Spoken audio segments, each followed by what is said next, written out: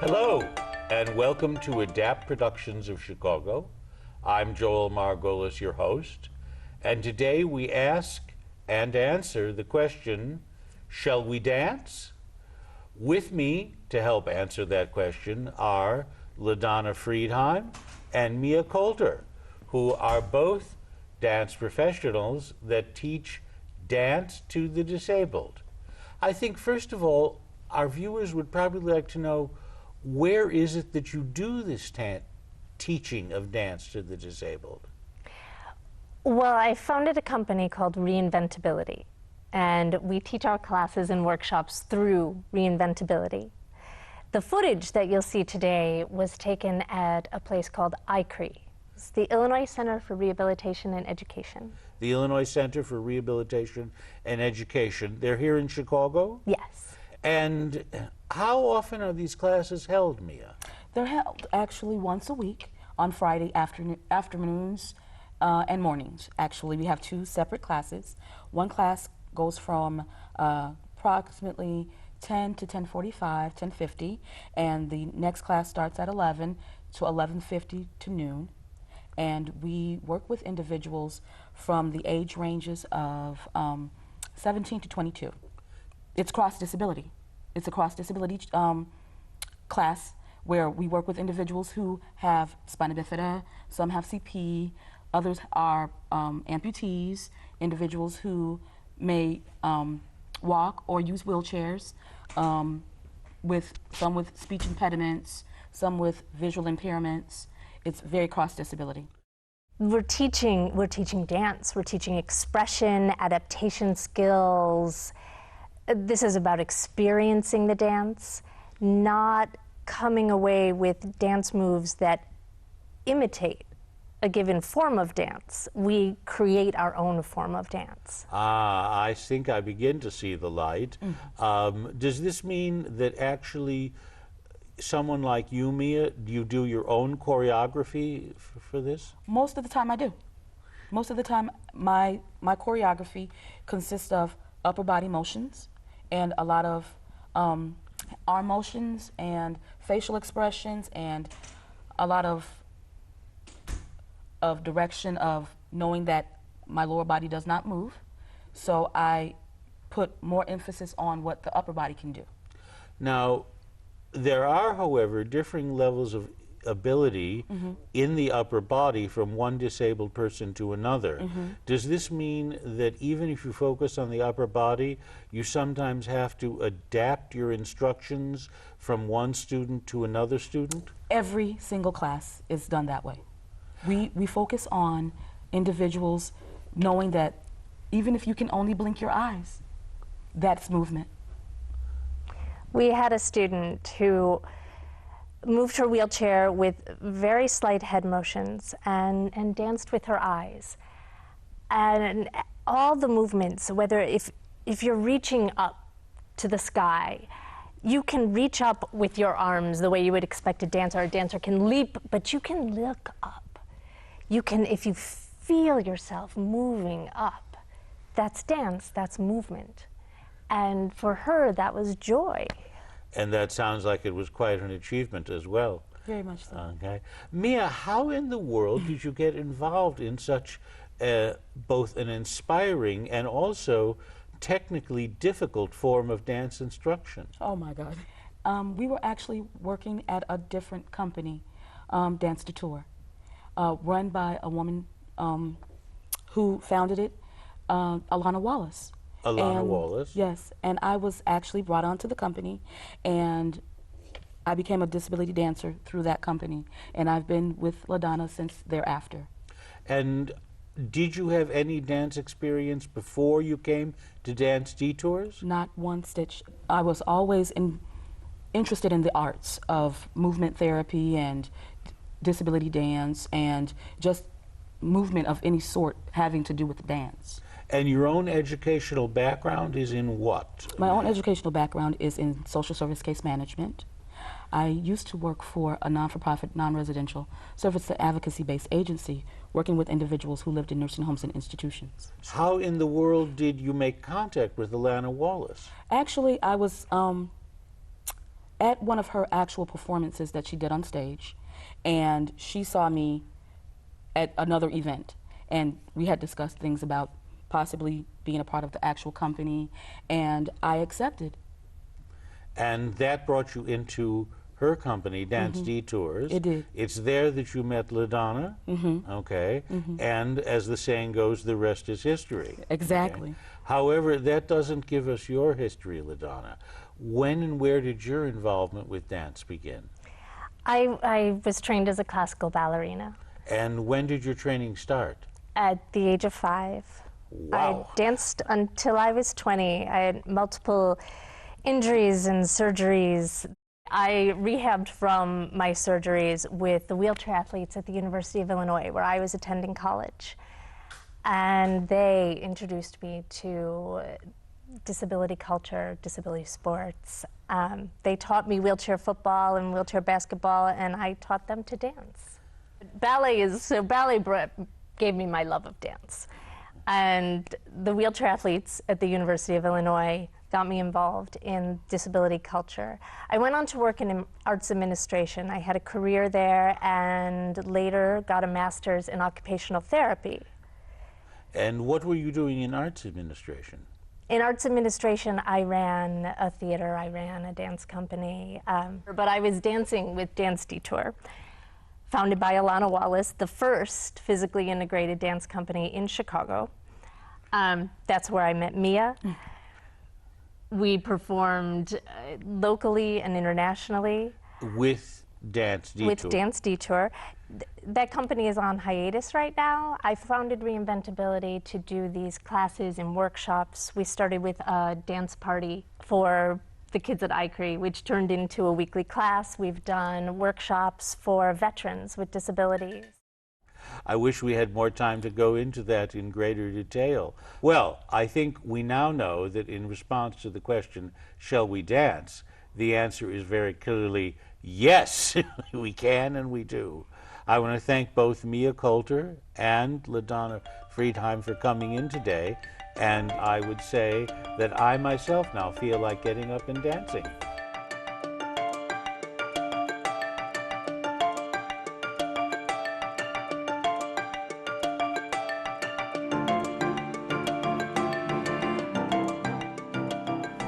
So I actually am 1/8 Irish. I have a lot of Irish heritage. And I've always been really fascinated by Irish step dancing because I think it's such an intricate thing and you have to have so much balance to be able to move your legs and your feet the way you do without using your arms for any kind of balance. Now, being in a wheelchair, obviously, a lot of us can't really do the footwork. And a lot of Irish dancing is about the foot and the leg work. But there's a very specific kind of dance that's used in both Irish and Scottish traditional dancing called the reel. And now the reel is much more patterned, it's much more adaptable, and it's something that anybody really can do regardless of your ability to use your feet and your legs because you don't necessarily have to. So that's kind of why I was so interested in doing this, just because it's always been so interesting and it's part of my cultural background too. Although Mia has left us, we're now joined by Erica Brown, who I believe is working with Ladonna and Mia as an intern.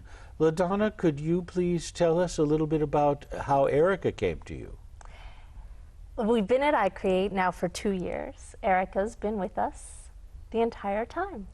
Last year, she was a student in the program, and we identified her to become our intern for this year. So Erica has moved from student to teacher trainee, can Yes. I put it that way? Yes. Okay. Erica, could you tell us a little bit about your own background? Did you have any involvement with dance before coming to the class at ICRE? No, not at all. I did, love to dance and turn on the music and, dance, but it didn't really hit me until I actually got into ICRE and the whole dancing, so. How did you come to be a student in the class at ICRE if you were not previously involved with dance? It was just another class that was offered. I just decided to just come along and jump on board. So you were a student already at ICRE taking other classes? Yes, yes. Okay. And it was thereby that you discovered the existence of the dance instruction class? Yes. So there really was an accident, a happy accident here, because if you had not been already a student at ICRE, you might never have learned about this? Correct. Yes. Aha. So you took it simply as another class to take, Yes. and you found yourself liking it, I take it? Yes.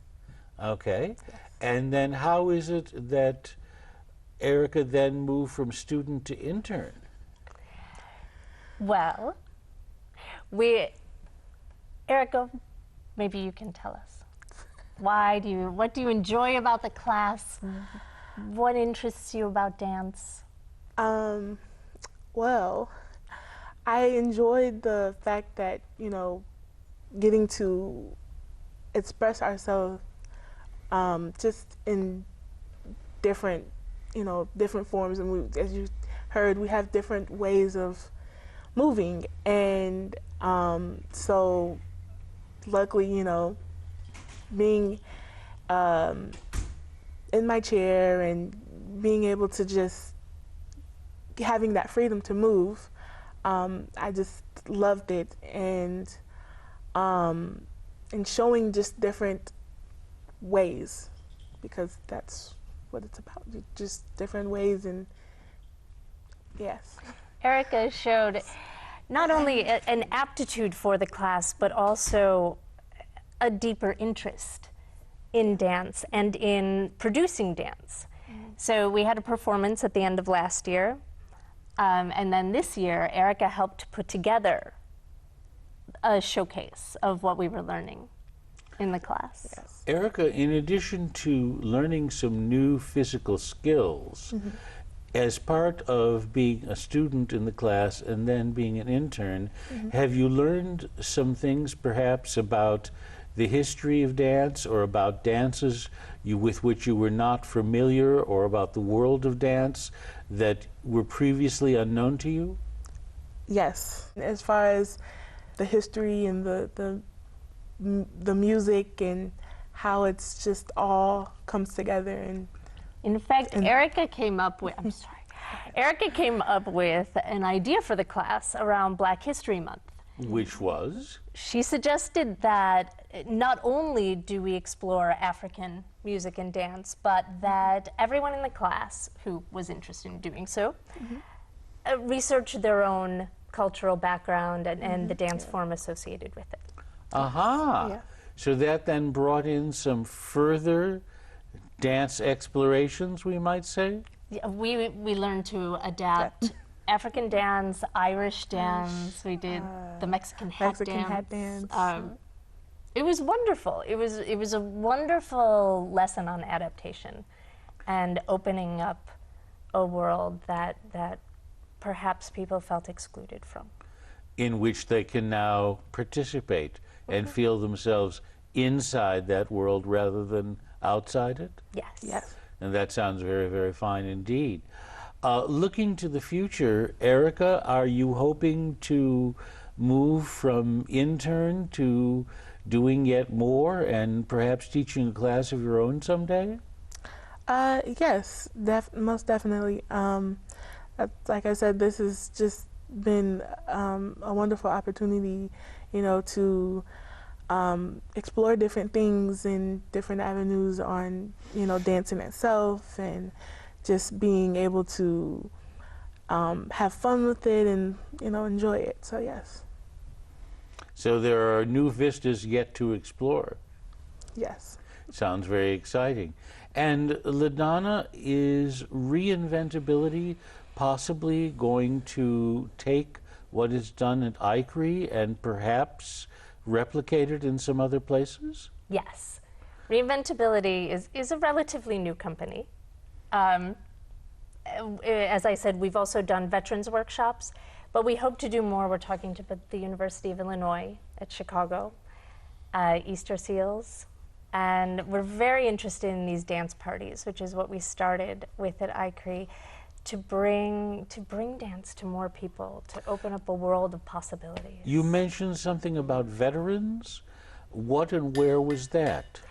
At the Heinz VA, we conducted a series of workshops for veterans with disabilities. And they were all disabled in one way or another? In one way or another. With veterans, there's a large number of traumatic brain injury and PTSD. But you nonetheless were once again able to do workshops in which there were people at varying level of disability in the same workshop? Yes. Okay. And now you're in conversation with U of Illinois at Chicago? Mm-hmm. And if I'm not prying too much, what is it you're hoping to do there? Well, I can speak only for myself, but what I am hoping to do, I would like to do classes there that are open to the students with disabilities, but also open to students preparing for careers in special ed, occupational therapy, physical therapy, disability studies. I'd like to explore not only adaptation skills, but a sort of a problem-solving approach to disability.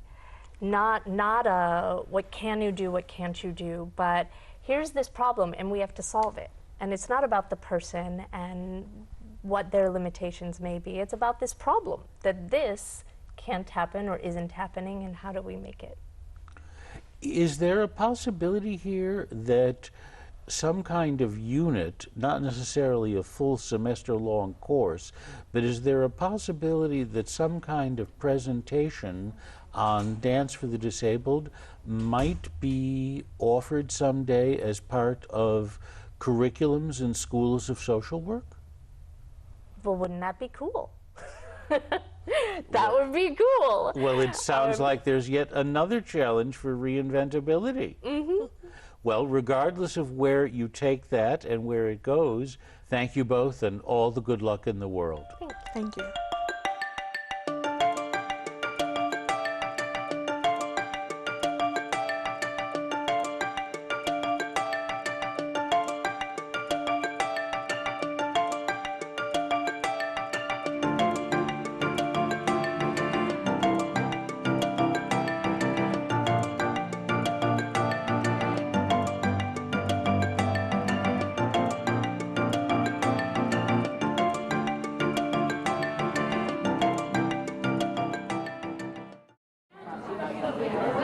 Hi, I'm Kirsten Powers at the Autism Connection. I work with Trumpet Behavioral Health, and we're an applied behavior analysis company that works with children and adolescents diagnosed with autism and other developmental delays. We provide center services, and we also provide in-home therapy to children all around Chicagoland. Hi, I'm Sally Wilson Gamble, and I am the director of Helping Hands School, Therapeutic School for Children with Autism. I'm from Helping Hands Center. Helping Hands Center has an adult program. It also has a therapeutic outpatient clinic for children with a wide array of disabilities and delays, where we provide occupational, physical, speech, music therapy, and some behavioral and counseling services. And we do have a therapeutic day school that's specific for children whose primary diagnosis is autism.